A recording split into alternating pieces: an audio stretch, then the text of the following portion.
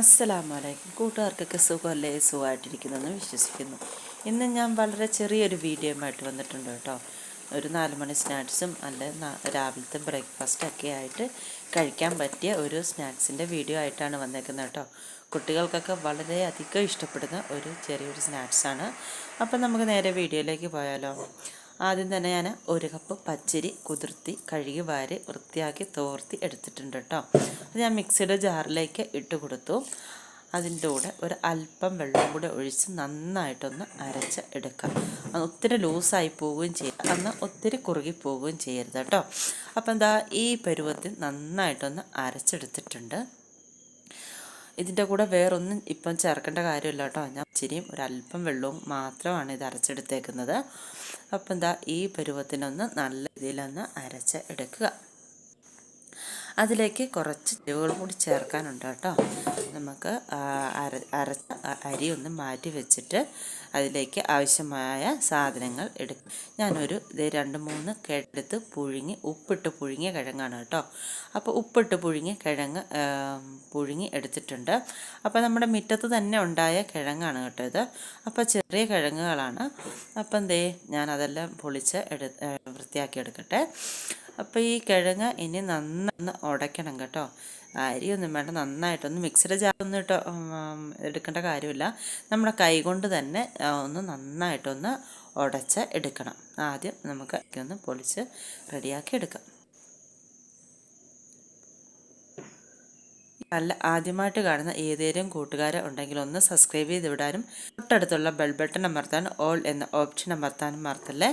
അപ്പം ഞാനിടുന്ന വീഡിയോ നിങ്ങൾക്ക് നോട്ടിഫിക്കേഷനായിട്ട് കിട്ടും. വീഡിയോ ഇഷ്ടപ്പെട്ട ഒരു ലൈക്കും ഷെയർ കമൻറ്റൊക്കെ തരാൻ മറക്കല്ലേ. അപ്പം ഞാൻ കിഴങ്ങെല്ലാം നല്ല വൃത്തിക്ക് ഉണ്ട്. ഇനി കൈ കൊണ്ട് തന്നെ നമുക്ക് നന്നായിട്ട് ഉടച്ച നല്ല ചൂട് കേട്ടോ. അപ്പം നോമ്പ് തുറക്കുന്ന ടൈമൊക്കെ ആയിട്ട് അപ്പം വളരെ വേഗം ഉണ്ടാക്കാൻ വേണം കേട്ടോ. അപ്പോൾ നല്ല ചൂടുണ്ട്, ചെറുതായിട്ടൊക്കെ പൊള്ളുന്നുണ്ട് കേട്ടോ. അപ്പം ഞാൻ നന്നായിട്ടൊന്ന് ഇതൊന്ന് ഉടച്ചെടുക്കുകയാണ്. അപ്പം ഈ പരുവത്തിന് കൈ കൊണ്ട് തന്നെ നല്ലതായിട്ടൊന്ന് ഉടച്ചെടുത്തിട്ടുണ്ട്. ഇനി നമുക്ക് ഈ കിഴങ്ങ് അരച്ച് വെച്ചിരിക്കുന്ന അരിയിലേക്ക് ചേർത്ത് കൊടുക്കാം. അപ്പം പ്രത്യേകം ശ്രദ്ധിക്കണം, അരി അരച്ചെടുക്കുമ്പോൾ ഒത്തിരി ലൂസാകാനും പാടില്ല, എന്നാൽ ഒത്തിരി കുറുകാനും പാടില്ല കേട്ടോ. അപ്പം അരിയിലേക്ക് ഞാൻ കിഴങ്ങ് ഉടച്ചത് ചേർത്ത് കൊടുത്തു.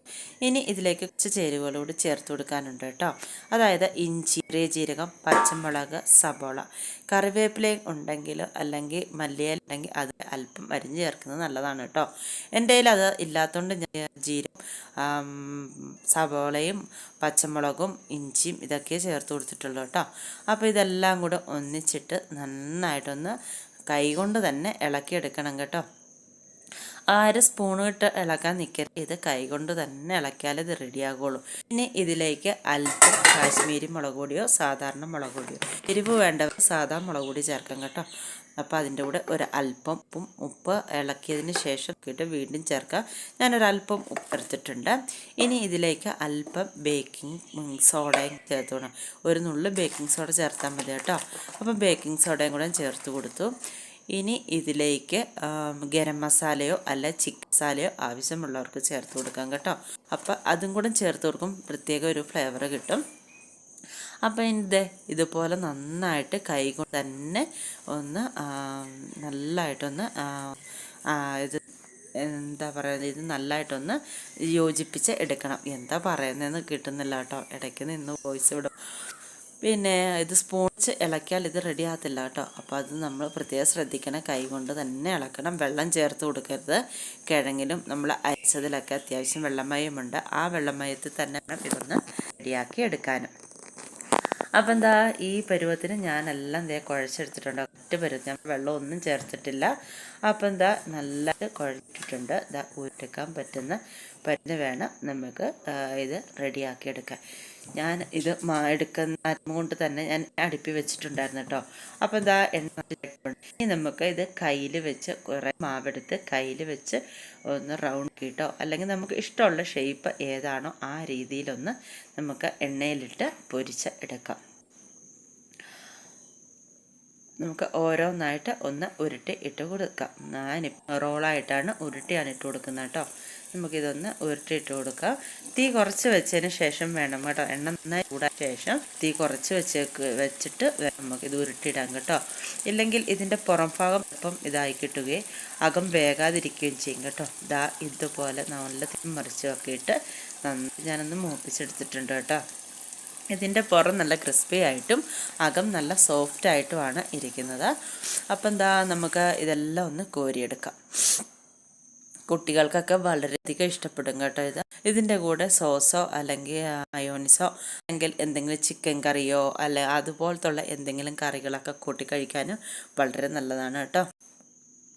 അപ്പം അത് ആദ്യം ഇട്ട് അത് ആകുന്ന സമയം കൊണ്ട് ഞാനൊരു പാത്രത്തിലേക്ക് കുറച്ചും കൂടെ എടുത്ത് റോൾ ചെയ്ത് വെച്ചിട്ടായിരുന്നു.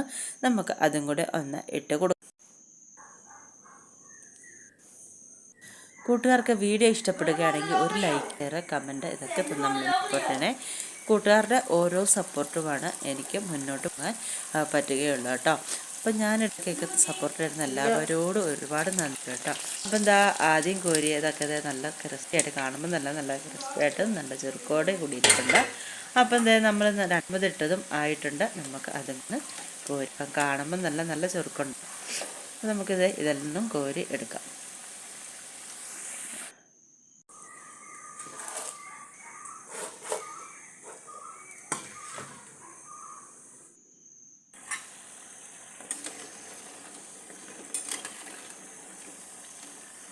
എല്ലാ ദിവസവും വീഡിയോസ് ഇടണം എന്നൊക്കെ ചിന്തിക്കും കേട്ടോ. പക്ഷേ എല്ലാ വീഡിയോസൊന്നും ഇരിക്കില്ല. സഹായിക്കാം. എല്ലാ വീട്ടിലെ കാര്യവും എൻ്റെ വീട്ടിലെ കാര്യങ്ങളും ഇതെല്ലാം ഒറ്റയ്ക്ക് ചെയ്യുന്നുണ്ട്. വീഡിയോസൊന്നും എടുക്കാൻ പറ്റുന്നില്ല കേട്ടോ. അതുകൊണ്ടാണ് ഞാനിപ്പോൾ വീഡിയോസ് അങ്ങനെ എല്ലാ ദിവസവും ഇടാൻ കഴിയാത്തത്. കൂട്ടുകാർക്ക് വീഡിയോ ഒക്കെ ഇഷ്ടപ്പെടുകയാണെങ്കിൽ നമ്മളൊന്ന് സപ്പോർട്ട് ചെയ്യാൻ മറക്കല്ലേ. അപ്പോൾ നമുക്ക് ലാസ്റ്റ് ഘട്ടമായിട്ട് നമുക്ക് കുറച്ചും കൂടെ ഉണ്ട് കേട്ടോ. അപ്പോൾ ഇതും കൂടെ ഒന്ന് എണ്ണയിലിട്ട് നന്നായിട്ടൊന്ന് ഒപ്പിച്ച് എടുക്കാം. ആദ്യം എല്ലാവരും ശ്രദ്ധിക്കും, തീ കൂട്ടി വെക്കരുത്.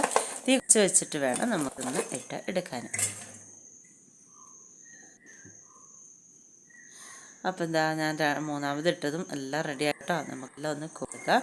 അപ്പം കാണുമ്പം തന്നെ നല്ല ചുറുക്കും കാര്യങ്ങളെല്ലാം ഉണ്ടല്ലേ. കുട്ടികൾക്കൊക്കെ ഇത് വളരെ ഇഷ്ടപ്പെടും കേട്ടോ. ഇത് ചുമ്മാ കഴിക്കാനൊക്കെ വളരെ നല്ലതാണ്. ഇതിൻ്റെ കൂടെ നല്ല സോസൊക്കെ ഉണ്ടെങ്കിൽ അത്രയും കൂടെ നല്ലത്. ഇതൊക്കെ എത്ര കഴിച്ചാലും കുട്ടികളും മടുക്കത്തുമില്ല കേട്ടോ. കുട്ടികളെന്ന് തന്നെയല്ല, നമ്മളും മടുക്കത്തില്ല. അതുപോലെ ക്രിസ്പി ആയത് നല്ല സോഫ്റ്റ് ആയതുകൊണ്ടുള്ള ഒരു സാധനമാണ്. നമുക്ക് വളരെ ഇപ്പോൾ ഉണ്ടാക്കിയെടുക്കുന്ന ഒരു 4 മണി സ്നാക്സ് അല്ലെങ്കിൽ ബ്രേക്ക്ഫാസ്റ്റിന് കഴിക്കാൻ പറ്റിയ ഒരു സ്നാക്സാണ്. അപ്പം കൂടുതൽ വീഡിയോ ഇഷ്ടമാണ് നമ്മൾ ചെയ്യാൻ മറക്കും. നിങ്ങളുടെ ഓരോ അഭിപ്രായം എനിക്ക് കമൻറ്റിലൂടെ ഒന്ന് അറിയിക്കണേ.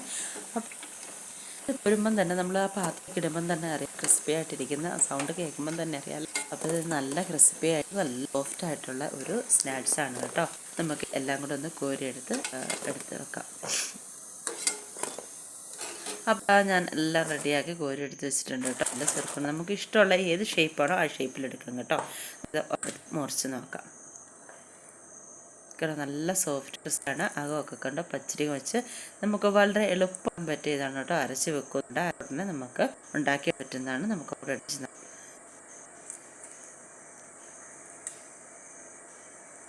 ഉണ്ടാക്കിയെടുക്കാൻ പറ്റുന്ന ആഡ്സാണ്. കൂട്ടുകാരെല്ലാം ഒന്ന് ട്രൈ ചെയ്ത് നോക്കണേ. അപ്പം കൂട്ടുകാർക്ക് വീഡിയോ ഇഷ്ടപ്പെട്ടാൽ നമ്മളൊന്ന് സപ്പോർട്ട് ചെയ്യാൻ. നമുക്ക് മറ്റൊരു വീഡിയോ അടുത്ത ദിവസം. അസ്സലാമു അലൈക്കും.